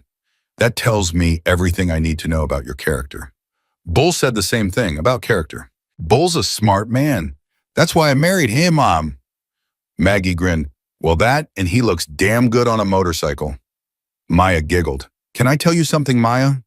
"Something serious." Maya nodded. "When Bull told me what happened, how you saved Reaper, how the club wanted to protect you, my first thought was that you might be scared of us. Of all these big, loud bikers showing up at your door. Were you scared?" "A little," Maya admitted. "At first. But then they started talking to me and giving me gifts, and they were just nice. Really nice. That's because that's who they really are. Oh, they look tough. They sound tough. Some of them have done things they're not proud of. But at their core, they're just men who found a family in each other." Maggie pulled the cookies from the oven, sliding 3 onto a plate for Maya. "And now you're part of that family, which means you're my family too." "Really? Really? Bull's brothers are my brothers. Their families are my family. That's how it works." Maggie bit into a cookie, thinking, "How's your mama handling all this?" "She was scared at first too, but she's trying to understand. She even had Reaper over for dinner last night." Maggie's eyebrows shot up. "Did she now? Well, that's progress. Reaper's trying to reconnect with his daughter. He called her and she said yes to meeting him." "I heard about that. Bull told me. It's wonderful." Maggie's expression grew tender. "Reaper's been lost for a long time. Maybe you found him just when he needed finding." They spent the next hour talking. Maggie showed Maya her art studio, a converted garage filled with paintings in various stages of completion. Bold, beautiful pieces full of color and life. "This is incredible," Maya breathed, staring at a painting of a motorcycle rendered in brilliant oranges and reds. "Thank you, honey. I sell them sometimes. Mostly I just paint because I love it." Maggie handed Maya a small canvas and a brush. "Want to try?" They painted together until Carmen arrived, looking harried and apologetic. "I'm so sorry I was late," Carmen said. "The crisis at work took forever to resolve." "Don't apologize," Maggie said warmly. "Maya and I had a wonderful time. She's welcome here anytime." Carmen looked at the small painting Maya had made, a simple angel with spreading wings. "That's beautiful, baby." "Maggie helped me." "She's a natural," Maggie said. "Carmen, do you have a minute? I wanted to talk to you about something." Carmen glanced at Maya, who took the hint and wandered back to the art studio, pretending to be absorbed in the paintings, while straining to hear the adults' conversation. "I know this is all overwhelming," Maggie said quietly. "Having the club in your life, having Maya connected to them." "It is," Carmen admitted, "but I want you to know you're not alone in this. I've been a biker's wife for 32 years. I know what it's like to love people who live outside normal society. I know the fears, the judgments, the complications. How do you handle it?" "By remembering that these men, my husband, his brothers, they're good people trying to live by their own code. They make mistakes, sure, but they also take care of their own. They show up when it matters. They keep their promises." Carmen was quiet for a moment. Maya's father never kept a single promise he made to her. Then she deserves to see what it looks like when someone does. Maggie's voice was gentle. "The club isn't perfect, but they're loyal. And now they're loyal to Maya. That's not a bad thing." "I'm starting to see that." "Good. And Carmen, If you ever need anything, advice, help, just someone to talk to who understands you, call me. Okay, okay, thank you. Maya pretended to be studying a painting when they called her back. The drive home was quiet, comfortable. Carmen seemed more relaxed than she'd been in days. Maggie's nice, Maya ventured. She is, very nice. Carmen glanced at her daughter. She invited us to a barbecue next month. The whole club will be there, families too. Can we go? Yeah, I think we can. Maya smiled out the window. Everything was changing, but it felt like changing in the right direction. Reaper was reconnecting with Sarah. Her mother was accepting the club. Maya had new friends, new family, new possibilities. Saturday came. Maya thought about Reaper all day, wondering how his meeting with Sarah was going. Hoping it was good. Praying it wasn't a disaster. Her phone rang at 4 in the afternoon. Bull's number. Hello, little angel, it's me. Reaper. His voice sounded strange, thick. Maya's stomach dropped. What's wrong? Did it go bad? No, God, no. It went... He broke off and Maya realized he was crying, happy crying. She's here with me, Sarah. We've been talking for 3 hours. She wants to meet you. Really? Really? Are you home? Can we come by? Yes, come over. Maya hung up and screamed for her mother. Mom, Reaper's coming with Sarah. They want to meet us. Carmen emerged from her bedroom, eyes wide. Now, they had 15 minutes of frantic cleaning, Carmen straightening cushions and hiding dirty dishes. Maya changing out of her paint-stained shirt into something nicer. Then the doorbell rang. Maya threw open the door. Reaper stood there looking happier than Maya had ever seen him. Beside him was a teenage girl with blonde hair and blue eyes just like his. She was tall, athletic, wearing ripping jeans and a band t-shirt, and she was smiling. Maya, Reaper said, his voice full of pride. This is my daughter, Sarah. Sarah stepped forward, extending her hand. Hi, my dad's told me a lot about you. Maya shook her hand, suddenly shy. Good things, I hope. The best things. Sarah's smile widened. He said you saved his life, that you stayed with him even though you were scared, that you made him promise to survive. He would have survived anyway. Maybe not. Sarah glanced at her father, her expression complex, love, hurt, hope, caution all mixed together. But you gave him a reason to fight, and you made him think about me, about trying to fix things, so thank you. You're welcome. They came inside. Carmen made coffee, and they all sat in the living room, cramped but cozy. Maya listened as Reaper and Sarah talked, sharing awkward but genuine conversation about the years they'd lost. Sarah told them about school, about wanting to study marine biology. Reaper told her about the club, about his accident, about therapy. I'm really trying, Sarah, Reaper said at one point. I know I can't make up for the lost time, but I want to be better. I want to be the father you deserve. I know. Sarah's voice was soft. I can see that you're trying. That's why I'm here. Can I keep calling, seeing you? Yeah, I'd like that.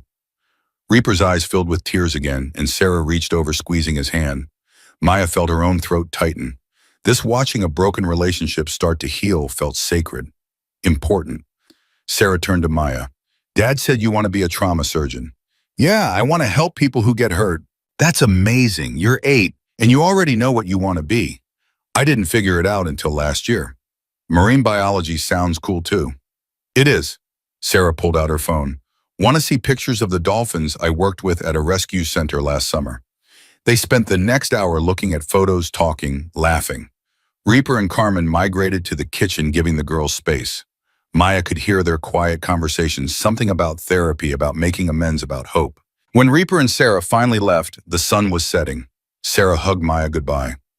Thank you for saving my dad, she whispered. And thank you for giving me the courage to give him another chance. You would have done it anyway. Maybe, but you made it easier. After they left, Maya and Carmen stood in the doorway, watching them walk to Reaper's borrowed bike. That was good, Carmen said. Really good. Yeah. Maya leaned against her mother. Mom, I think everything's going to be okay. Yeah, baby. I think you're right. 3 months later, Maya's 9th birthday arrived on a Tuesday, and Carmen had planned a small celebration, just family, maybe a few kids from school, cake from the grocery store bakery. The Hells Angels had other ideas. Mom, there are motorcycles outside again. Maya called from her bedroom window Tuesday morning. A lot of them. Carmen rushed to look, her coffee mug still in hand. She counted at least 30 bikes in the parking lot, and more were arriving. It's 7 in the morning, Carmen said faintly, on a Tuesday. Maya's phone buzzed. A text from Bull. Happy birthday, little angel. Hope you're ready for a party. Oh no, Carmen said. Maya, what did you tell them about your birthday? Nothing, I swear. Well, maybe I mentioned it to Maggie last week, but I didn't think. A knock at the door interrupted her. Carmen opened it to find Bull Whiskey Pete and Maggie standing there with armfuls of presents and what looked like enough food to feed an army. Happy birthday, they chorused. You can't throw her a party on a Tuesday morning, Carmen protested. She has school. Called the school, Maggie said breezily, pushing past Carmen into the apartment. Told them it was a family emergency. You're both excused for the day. You can't just, that's not. Too late, Mama Bear. Bull grinned and the club voted. We're throwing Maya a birthday party. Proper one. Within 30 minutes, their small apartment was packed. Not all 89 bikers, that would have been impossible, but at least 40 plus their families. Kids ran everywhere. Someone had brought a sound system. The smell of grilling meat wafted up from the parking lot where several bikers had set up a barbecue. This is insane, Carmen whispered to Maggie. This is family, Maggie corrected. Get used to it. Maya stood in the center of the chaos, overwhelmed and delighted. Strings had brought his guitar and was teaching a group of kids a silly song. Chains was doing magic tricks that were more funny than impressive. Rosie was painting temporary tattoos on anyone who wanted one. Little Angel, Reaper's voice cut through the noise. He pushed through the crowd with Sarah right behind him.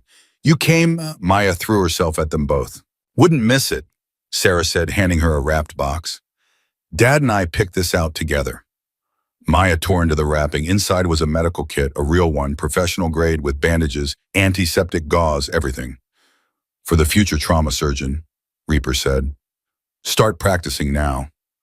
This is perfect. Maya hugged the kit to her chest. Thank you. There's more, Sarah said, pulling out a smaller box. This is just from me. Inside was a silver necklace with a small angel pendant. Simple, beautiful. So you always remember you're brave, Sarah said softly. Maya's eyes filled with tears. I love it. Help me put it on. Sarah fastened the necklace and Maya touched the pendant, feeling its weight against her chest. The party spilled out into the parking lot. Someone had hung a banner that read, Happy 9th birthday, little angel. A 3-tier cake appeared, chocolate with vanilla frosting, decorated with tiny motorcycles and angels. Where did this come from? Carmen demanded. Rosie's sister owns a bakery, Bull explained. She donated it, wouldn't take payment. This is too much. It's not enough. Bull's expression grew serious. Your daughter gave us back one of our brothers. She deserves to be celebrated. Maya spent the morning in a whirlwind of gifts, games, and laughter. She got books, art supplies, a new bike helmet with even more detailed custom painting, gift cards, stuffed animals, and a leather jacket small enough to actually fit her. This is from all of us, Whiskey Pete said, presenting the jacket. Real leather, real patches. You're official now. The back of the jacket read Little Angel in careful embroidery. On the front, over her heart, was the protected patch. Maya put it on immediately despite the warmth of the day. It was heavy and smelled like leather and possibility. I look cool, she announced. You look like family. Chains corrected. Around noon, Carmen pulled Maya aside. Are you happy, baby? This is the best birthday ever. Even better than last year when we went to the zoo. Way better. Last year I had 5 friends show up. This year I have 40. Maya paused. Are you okay with this, Mom? Really okay? Carmen looked out at the party, the bikers playing with their kids, Maggie organizing a game of musical chairs, Reaper teaching Sarah how to properly flip burgers. It was chaotic and loud and completely unlike anything she'd imagined for her daughter's 9th birthday. It was also full of love. Yeah, Carmen said, I'm really okay with this. The party lasted until almost 5. By the time the last biker left, Maya was exhausted but glowing. The apartment was a disaster of wrapping paper, empty plates, and gifts piled everywhere. I'll help clean tomorrow, Maya said, yawning. You better. Carmen was already gathering trash. Maya, can I ask you something? Do you ever regret it? Stopping to help Reaper that day. Maya thought about it seriously. No, never. Everything good that's happened came from that choice. I made a friend. I got a family. I helped fix something broken between Reaper and Sarah. Why would I regret that? Because it was dangerous, because it changed everything. Change isn't always bad, Mom. Carmen hugged her daughter tight. When did you get so wise? Grandma says, I know. Old soul. Carmen laughed. Get ready for bed. Even birthday girls need sleep. That night, wearing her new necklace and with her leather jacket hung carefully in her closet, Maya fell asleep thinking about how different her life was from a year ago, how much bigger her world had become. She didn't know that the biggest change was still coming. The call came on a Saturday morning, 2 weeks later. Carmen answered, her face going pale as she listened. What? She said sharply. When is she okay? Okay, we'll be right there. She hung up her hands, shaking. Mom. Maya's stomach twisted with anxiety. What's wrong? That was the hospital. It's Grandma. She had a stroke. We need to go now. The drive to the hospital felt endless. Carmen gripped the steering wheel so tight her knuckles turned white. Maya sat in the passenger seat, silent and scared, praying harder than she'd ever prayed in her life. Please let Grandma be okay. Please, please, please. They found her in the ICU, small and fragile in the hospital bed. Her right side was paralyzed, her speech slurred, but she was alive. Mama, Carmen choked out, taking her mother's hand. Okay, Grandma managed. Don't cry, Dee. But Carmen was already crying. Maya moved to her grandmother's other side, carefully taking her left hand, the one that still worked. Hi, Grandma. Sweet girl. Grandma's smile was lopsided but genuine. My Maya. The doctor came in explaining things Maya only half understood. Significant stroke, right side paralysis, speech therapy needed, long recovery, might regain some function, might not. She can't live alone anymore, the doctor said gently. She'll need constant care, at least initially. Carmen's face crumpled. We can't afford, our apartment is too small for, we'll figure it out, Maya said firmly, even though she had no idea how.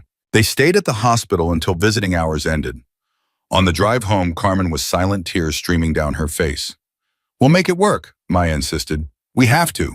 How I can barely afford our apartment as it is. If we get a bigger place to fit your grandmother, I'll need to work more hours, but I can't work more hours because someone needs to take care of her, and hiring help costs money we don't have. And Carmen pulled over her shoulders, shaking. I don't know what to do, Maya. I don't know how to fix this. Maya pulled out her phone. What are you doing? Calling Bull? Maya, no, we can't ask them for. But Maya had already dialed. Bull answered on the second ring. Little Angel, what's wrong? Maya explained everything. Grandma's stroke, the paralysis, the need for a bigger place, her mother's panic. She explained it calmly, clearly, even though her own heart was breaking. When she finished, Bull was quiet for a moment. Where are you? He asked. On the side of Route 9 near mile marker 52. Stay there. I'm coming. He hung up before Maya could respond. What did he say? Carmen asked. He's coming. Maya, we can't burden them with our problems. They've already done so much. Mom, their family. That's what Maggie said. That's what they all said. Family helps family. 15 minutes later, 3 motorcycles pulled up behind their car. Bull, Whiskey Pete, and Maggie on her own bike. Bull leaned down to Carmen's window. Tell me what you need. I can't ask you to. You're not asking, I'm offering. What do you need? Carmen looked at Maya, then back at Bull. A place big enough for 3 people. One with a bedroom on the ground floor for my mother. Medical equipment, a hospital bed, wheelchair walker. Someone to help during the day while I work. And I can't afford any of it. Bull pulled out his phone, making a call. Chains.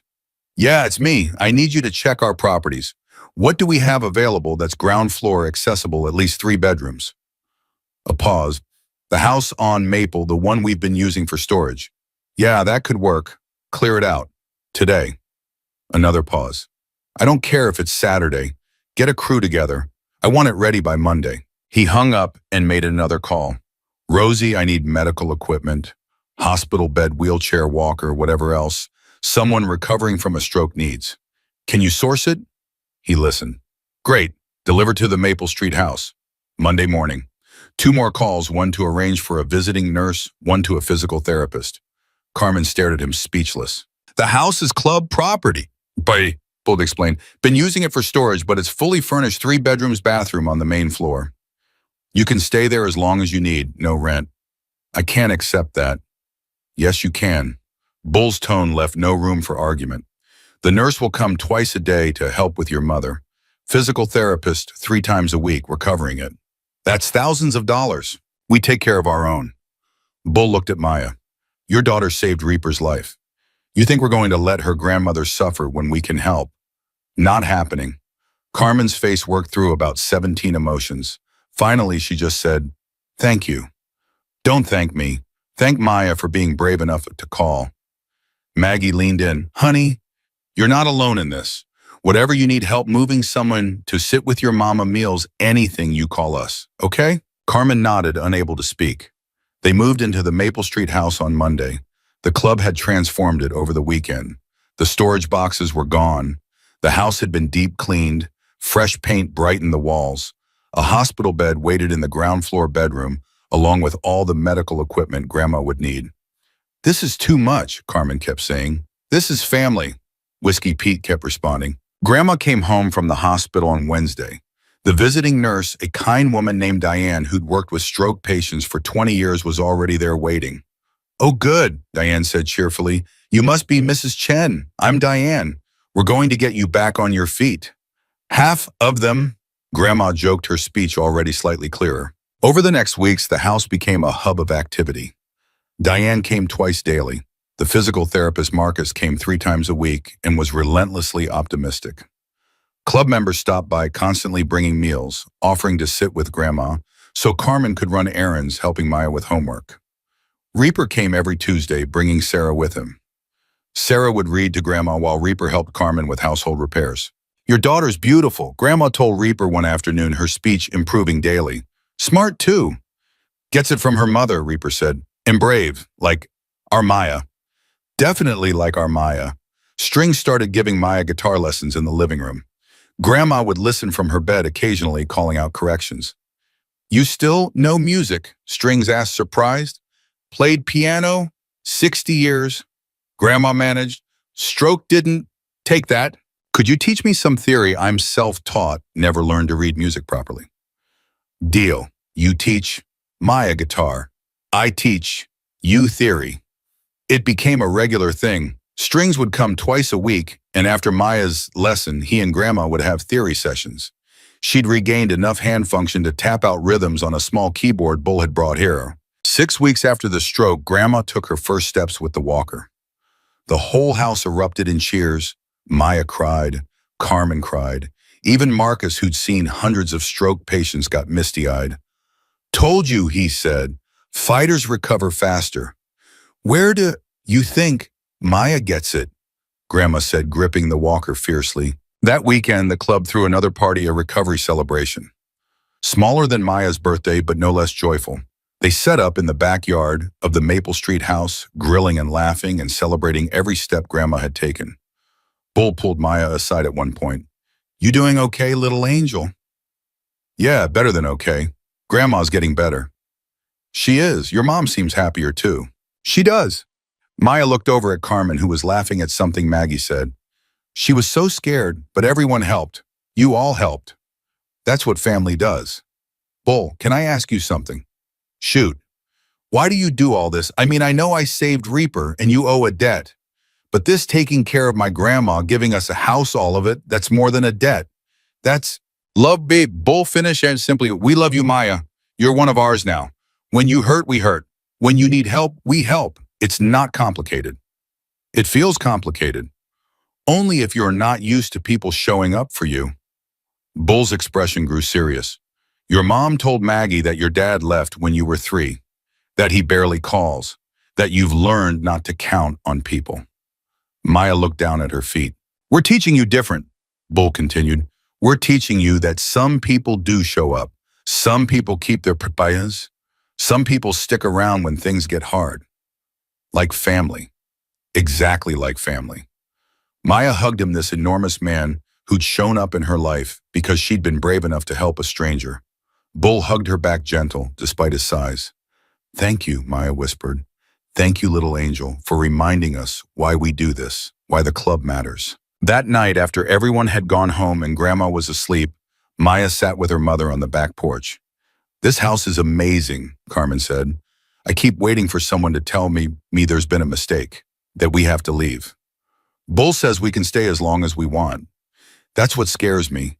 We're getting dependent on them. What if something changes? What if—" "Mom," Maya took her hand, "stop waiting for bad things to happen. They're not going to pull the rug out. They're not, Dad. They're different." Carmen's eyes filled. "How did you get so wise?" "I'm 9 now, practically ancient." Carmen laughed through her tears. "Yeah, ancient." They sat in comfortable silence watching stars appear in the darkening sky. "I got a promotion at work," Carmen said suddenly. "What, when?" "Last week. I didn't want to say anything until it was official, but my supervisor called today. I'm moving to a management position.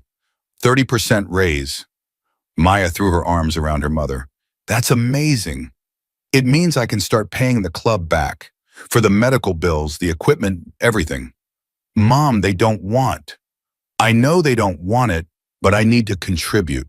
I need to feel like I'm not just taking." "You're not just taking, you're accepting help. There's a difference." Carmen pulled back, studying her daughter. "When did the student become the teacher?" "I had good examples." Maya touched her angel necklace. "Sarah told me something last week. She said her dad spent years too proud to ask for help, too stubborn to accept it when it was offered. And it cost him his relationship with her. She said, don't make his mistakes." "She's right." Carmen squeezed Maya's hand. "Okay, I'll accept the help without guilt, but I'm also going to contribute what I can." "That's fair." They went inside. Maya checked on Grandma, who was sleeping peacefully, her breathing even and strong. So different from those first terrifying days after the stroke. Maya got ready for bed, pulling on her pajamas and pinning her angel patch to her shirt. She looked at herself in the mirror, 9 years old, wearing a patch that symbolized protection from a motorcycle club, living in a house provided by bikers, surrounded by a family she'd found by being brave. Her phone buzzed. A text from Sarah. "Dad wanted me to tell you he's 6 months sober as of today. Says he couldn't have done it without you." Maya's heart swelled. She texted back, "He did it himself. I just believed in him." Sometimes that's all someone needs, someone to believe. Maya thought about that as she climbed into bed, about how believing in people could change them, how showing up could save them, how courage wasn't just about the big moments, stopping to help a bleeding stranger, but also the small ones. Making a phone call when your grandmother had a stroke, accepting help when you needed it, choosing to trust people who look different from you. She fell asleep with the angel pendant cool against her chest, and Grandma's improved voice echoing in her memory. Fighters recover faster. Maya was a fighter, so was Grandma, so was Reaper, working through his sobriety and rebuilding his relationship with Sarah. So was Carmen, learning to accept help and trust again. They were all fighters, and they were all going to be okay. The next morning, Maya woke to the sound of laughter downstairs. She patted down in her pajamas to find Chains in the kitchen with Grandma teaching her a card trick. "Morning, little angel," Chains said. "Your grandma's got quick hands. Stroke didn't slow her down much." "Still got it," Grandma said proudly, making a card appear from behind Maya's ear. "How did you do that, magic?" Grandma winked. Carmen emerged from her bedroom, already dressed for work. "Chains, you're here early. Figured I'd make breakfast. Got a feeling it's going to be a good day." He gestured to the stove where pancakes were already cooking. And it was a good day. It was a very good day. 4 years passed like pages turning in a book Maya would never forget. She was 13 now, standing in front of her middle school auditorium, her hands shaking as she gripped the podium. The entire 8th grade sat before her, along with teachers, parents, and, in the back row, Bull Whiskey, Pete, Maggie, Reaper, and Sarah. Her leather jacket hung on a chair backstage. The angel pendant rested against her throat.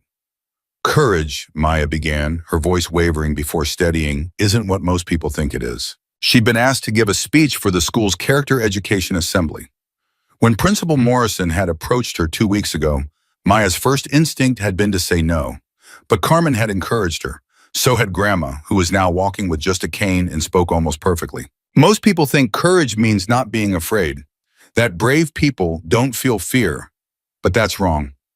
Maya looked out at the sea of faces. Courage is being absolutely terrified and doing the right thing anyway. She told them about that day on Route 9, about finding Reaper bleeding, about her mother's warnings echoing in her head, about making the choice to stay. She told them about the fear, the very real overwhelming fear, and how she'd pushed through it. I was 8 years old and I thought he was going to die in front of me.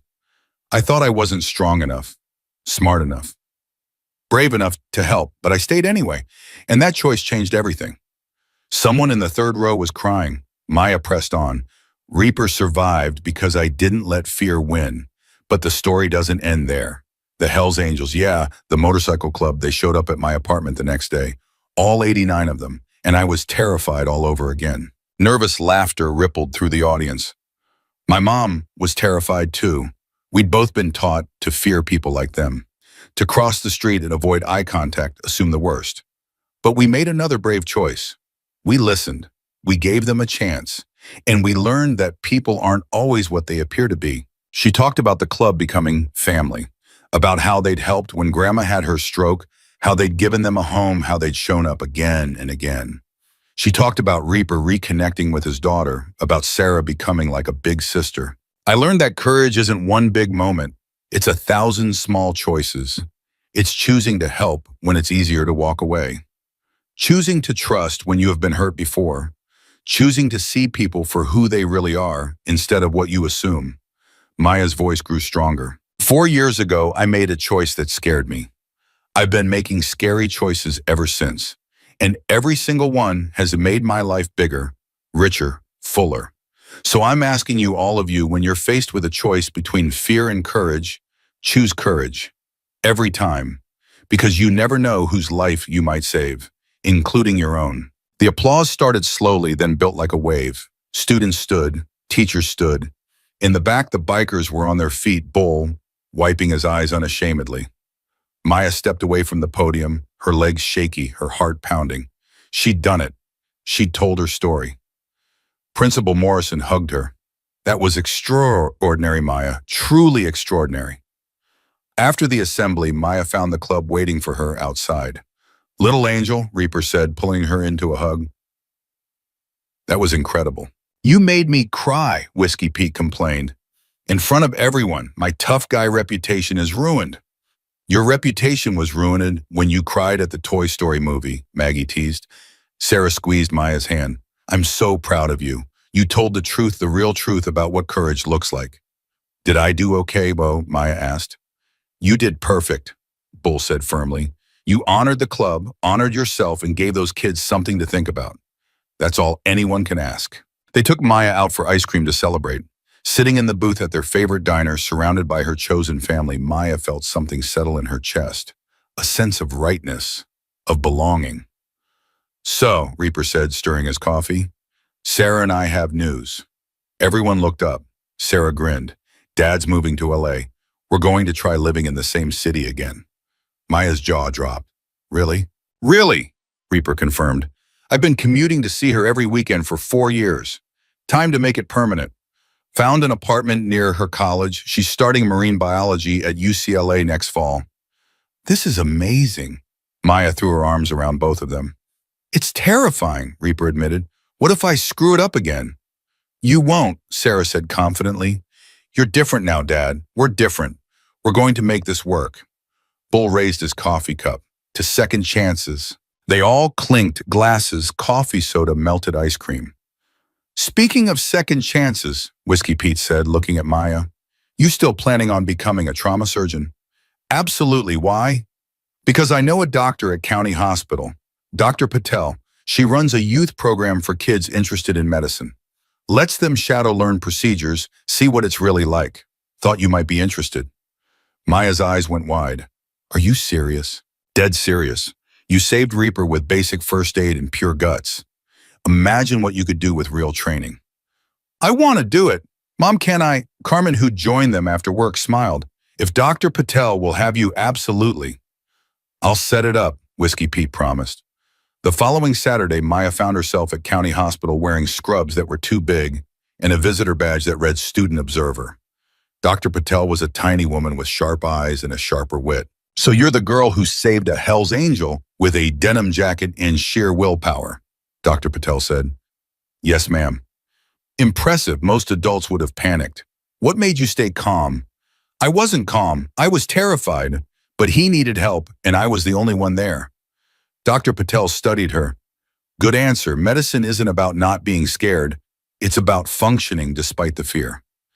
Can you handle blood? I held pressure on a head wound for 20 minutes when I was 8. I can handle blood. Then let's see what you're made of. Maya shadowed Dr. Patel every Saturday for the next 6 months. She watched surgeries, learned to take vitals, practiced suturing on pigskin, studied anatomy. Dr. Patel was demanding but patient, pushing Maya to think critically, to stay calm under pressure, to never stop learning. You're good at this, Dr. Patel said one day, watching Maya successfully insert an IV into a training arm. Really good. Have you thought about medical school? I'm 13.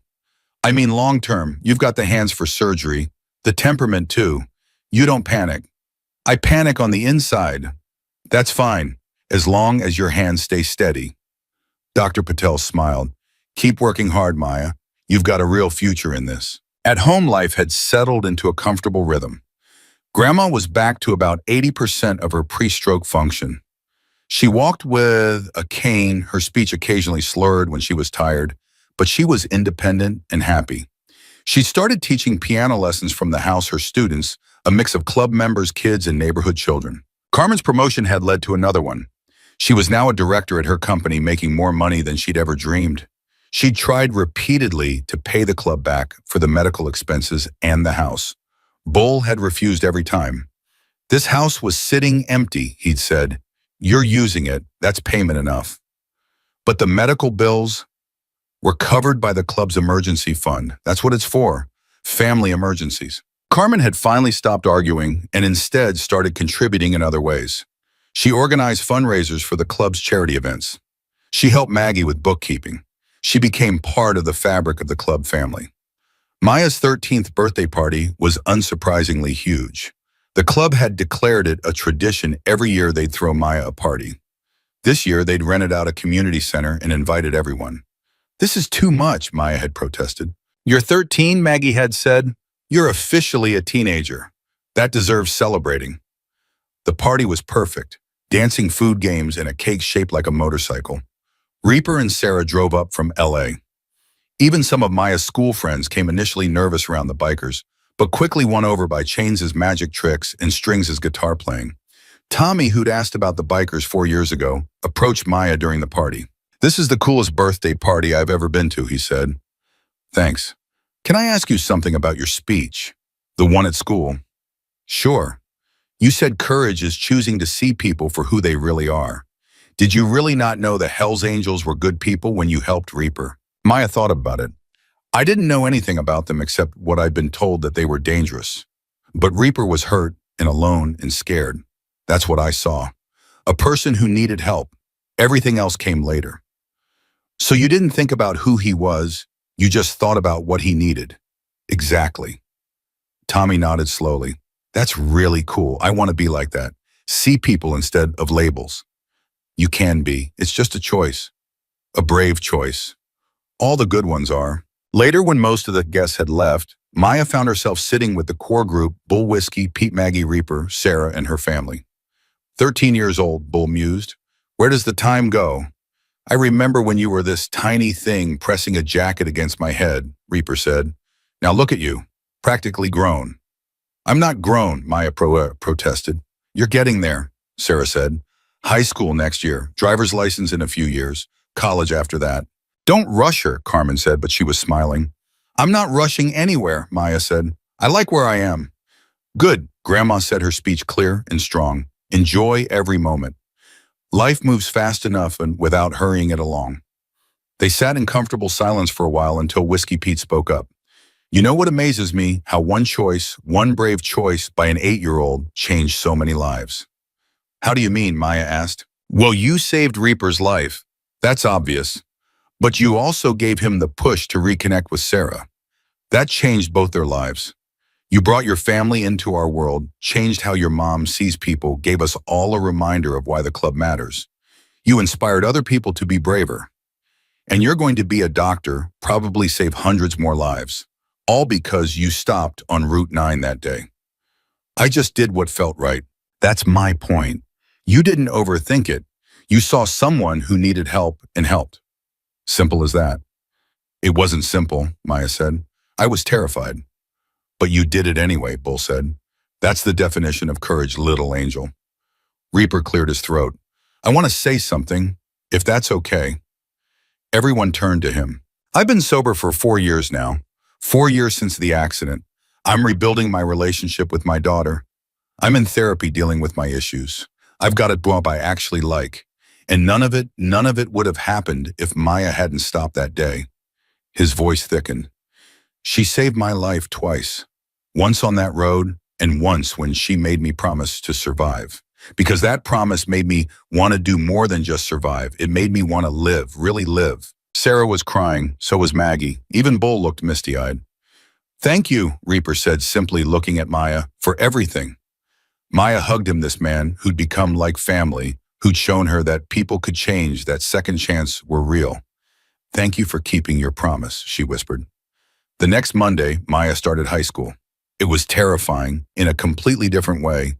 Bigger school order classes, social pressures she'd never experienced in middle school. But she wore her angel necklace. And on tough days, she wore her leather jacket. People noticed. Of course they noticed. Is that a real Hell's Angels jacket? Someone asked in the hallway. Sort of. I'm protected by them, not a member. That's so cool. How did you? Maya was getting used to telling the story. It got easier each time, though it never stopped meaning something. By October, she'd settled into a routine. School homework, Saturday shadowing at the hospital, Sunday dinners with the club. Sarah came home from UCLA once a month, always making time to hang out with Maya. Reaper visited even more often now that he lived closer. How's college? Maya asked Sarah one Sunday. Hard, amazing, exhausting, perfect. Sarah grinned. I'm learning so much about marine ecosystems. Next semester, I get to do field work, actually go out on research vessels. That's incredible. What about you? How's high school treating you? It's okay. Some kids are jerks, but most are fine. My teachers are good. I'm taking advanced biology. Of course you are. Future doctor. They were sitting on the back porch of the Maple Street house, watching Grandma work with one of her piano students inside. Can I tell you something? Sarah said quietly. Always. I was so angry at my dad for so long. Like furiously angry. He missed my childhood. He chose motorcycles and his club brothers over me. And when he called after the accident, my first instinct was to ignore it. But you didn't. Because of you. Because he told me about this 8-year-old who saved his life and made him want to be better. And I thought if a kid that young could be that brave, maybe I could be brave too. Brave enough to give him another chance. Maya's throat tightened. I didn't know that. It's true, you saved my dad's life. But you also saved our relationship. You gave me my father back. Sarah squeezed Maya's hand. I'll never forget that. He did the hard work. He got sober, went to therapy, showed up consistently. That was all him. But you were the spark, the catalyst. Sarah smiled. Never underestimate the power of showing up for someone. That winter, Dr. Patel approached Maya with an opportunity. There's a medical conference in San Francisco next month. High school students interested in medicine, doctors giving talks about different specialties, hands-on workshops. I think you should go. Really, I'll sponsor you. The club can cover the costs. I already asked Bull. You asked Bull. Of course, he called me last month, wanted to know how you were doing, if there was anything you needed. I told him about the conference. He said to sign you up immediately. Maya laughed. That sounds like Bull. The conference was incredible. Maya attended lectures on trauma surgery, emergency medicine, pediatrics. She practiced intubation on mannequins, learned to read EKGs, discussed ethical dilemmas with other students. On the last day during a trauma surgery demonstration, the presenter asked for a volunteer. Maya's hand shot up before she could second-guess herself. She found herself at the front of the room, gloved and gowned, following the surgeon's instructions to assist with a simulated procedure on a high-fidelity mannequin. Excellent hand control, the surgeon commented. Have you done this before? Just practiced at home, on pigskin. Well, you're a natural. Keep pursuing this. Flying home, Maya felt something crystallize inside her. This was her path. This was what she was meant to do. Help people when they were broken, when they were scared, when they needed someone to show up and refuse to leave. just like she'd done on Route 9 5 years ago. High school continued. Maya joined the school's first aid team, became president of the pre-med club, volunteered at the hospital. She maintained straight A's while somehow finding time for guitar lessons with strings and Sunday dinners with the club. "You're going to burn out," Carmen warned. "I'm doing what I love," Maya countered. "That's not burning out. That's living." "When did you get so wise?" Maya grinned. "Grandma says, I know, old soul." At 15, Maya got her learner's permit. Bull insisted on teaching her to drive. "You trust me with a car?" Maya asked. "You stayed calm while a man bled out in front of you at age 8. I think you can handle a Honda Civic." He was patient and encouraging even when Maya accidentally drove over a curb. Twice. "Everyone hits curbs at first," he assured her. "You should have seen me when I was learning. Took out my dad's mailbox, the neighbor's fence, and a fire hydrant, all in 1 week." Maya laughed so hard she had to pull over.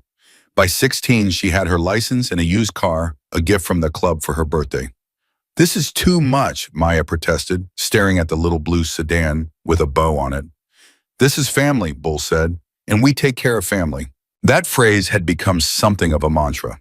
Whenever anyone protested the club's generosity, whether it was Carmen trying to pay rent, Grandma insisting she could afford her own medical equipment, or Maya saying gifts were too expensive, the response was always the same.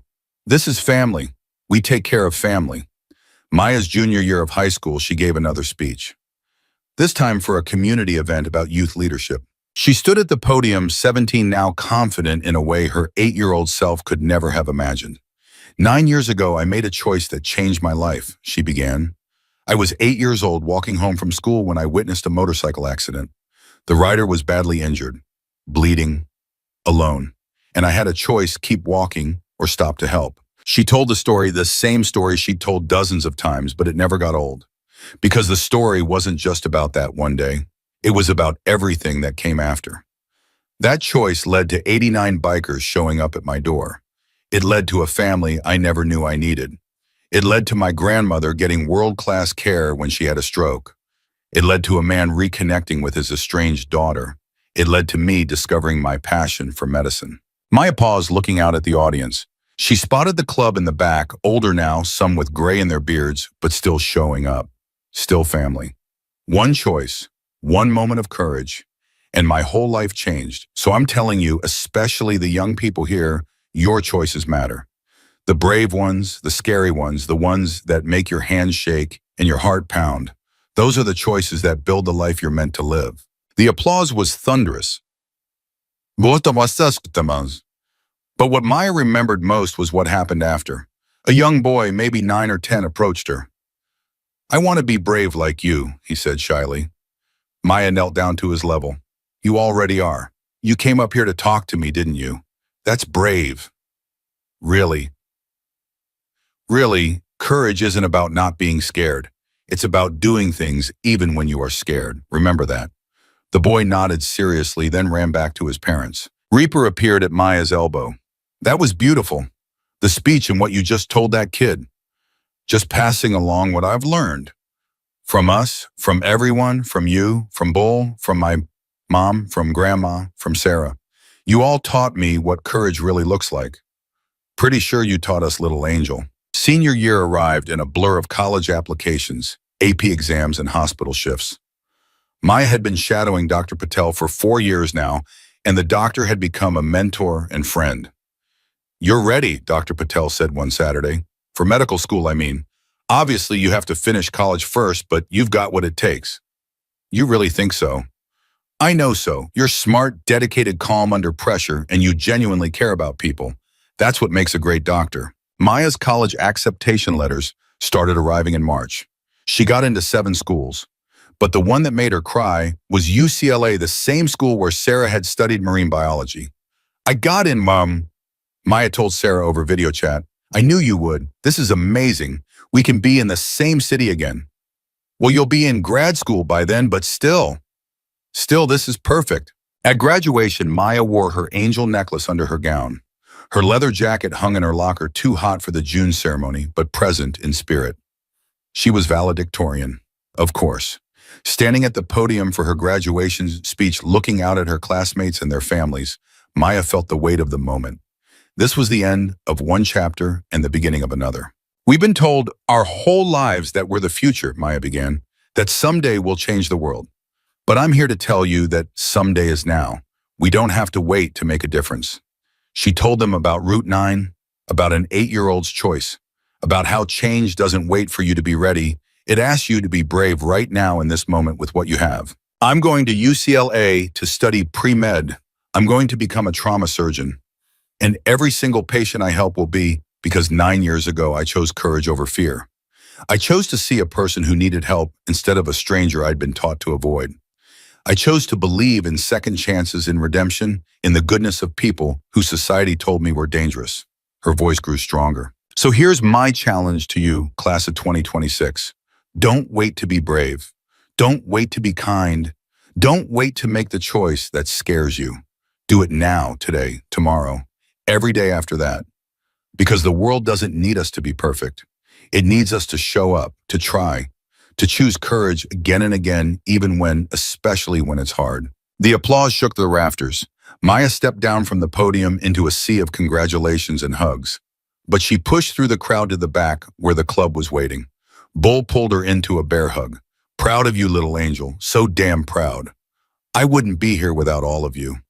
Sure you would. You've always been brave. We just gave you opportunities to prove it. Reaper was there with Sarah, both of them beaming. Sarah had finished her master's degree and was starting a PhD program. Reaper had been sober for 9 years and was now a sponsor for other men trying to get clean. My dad and I have been talking, Sarah said. We want you to know something. What? You didn't just save his life that day. You saved mine too, because I got my father back. I got to know him as the person he became, not just the person he was. That's a gift I'll never be able to repay. Maya hugged them both. You don't have to repay it. You just have to keep showing up for each other. That's enough. That summer before college started, the club threw one last party. Not for a birthday or a graduation, but just because. Because they were family and family celebrated together. They gathered at the Maple Street house, the house that had been a refuge, a home, a symbol of everything the club stood for. Grandma played piano while people sang. Kids ran around the yard. Food covered every surface. Maya stood on the porch watching it all, feeling overwhelmingly grateful. Carmen came up beside Bjorn, thinking deep thoughts.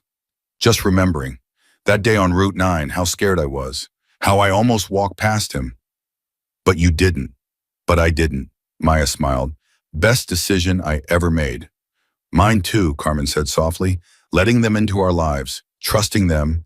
It saved us in ways I didn't even know we needed saving. They stood together, mother and daughter, watching their chosen family celebrate life. Bull called for everyone's attention. Got something to say before we eat. The crowd quieted. 9 years ago, a little girl named Maya Rodriguez stopped to help one of our brothers when he was dying on the side of the road. She was 8 years old, scared out of her mind, but she stayed. She saved Reaper's life. And in doing so, she saved something in all of us, too. He paused, his voice thick with emotion. She reminded us why we formed this club in the first place. Not to be outlaws or rebels or whatever society thinks we are, but to be family, to show up for each other, to keep our promises, to choose courage over fear every single time. Bull looked directly at Maya. Little angel, you're heading off to college next month. You're going to do incredible things. You're going to save lives just like you saved Reapers. But I want you to remember something. You'll always have a home here. You'll always have 89 brothers and sisters who will show up for you, no questions asked, because that's what family does. Maya's vision blurred with tears. We love you, Maya. Thank you for being brave enough to help a stranger. Thank you for teaching us to be better. Thank you for being exactly who you are. The club erupted in cheers. Someone started a chant, "Little angel, little angel." Maya laughed through her tears, accepting hugs from every direction. Later, as the sun set and the party wound down, Maya found herself sitting with Reaper one last time before college. You nervous? He asked. Terrified, Maya admitted. Good. Means you're doing something that matters. Did you ever think that day on Route 9 that we'd end up here, that saving your life would lead to all this? Reaper shook his head. I thought I was going to die alone on that road. Instead, I got a second chance at life, at being a father, at being the person I was meant to be. All because an 8-year-old girl was braver than most adults I've known. I just did what felt right. That's what makes you special. You always do what feels right, consequences be damned. Maya looked out at the party at her mother laughing with Maggie, at Grandma teaching a new student at Sarah, and the other young people sharing stories at Bull and Whiskey Pete arguing good-naturedly about something. This was family. This was love. This was what happened when you chose courage. Reaper, Maya said quietly. Yeah, little angel. Thank you for keeping your promise, for surviving, for becoming the person Sarah needed, for showing me that people can change. Thank you for believing I could. Reaper squeezed her shoulder. Now go to UCLA, become that trauma surgeon, save more lives, but always remember you've already changed the world. You changed mine. As the stars came out and the celebration continued, Maya understood something profound. That day on Route 9, she hadn't just saved a man's life. She discovered who she was meant to be, not despite her fear, but because of her choice to act despite it. She'd learned that courage isn't the absence of fear, it's the decision to love bigger than your fear, to help before you question, to trust before you judge, to show up before you're ready. She'd learned that family isn't just blood, it's the people who show up, keep promises, and choose you again and again. She'd learned that one brave choice can ripple out in ways you'll never fully understand, touching lives you'll never meet, changing futures you'll never see. And most importantly, she'd learned that being brave isn't about being fearless. It's about being afraid and choosing to act anyway because someone needs you, because it's right. Because courage is a choice you make moment by moment, day by day, for the rest of your life. Maya Rodriguez was 13 when she told her school that courage was choosing to do the right thing despite fear. At 18, about to start her journey to becoming a trauma surgeon, she understood that courage wasn't just a choice, it was a way of life. And she chose it every single day, just like she'd chosen it on Route 9 when she was 8 years old, kneeling beside a bleeding stranger and refusing to let him die alone.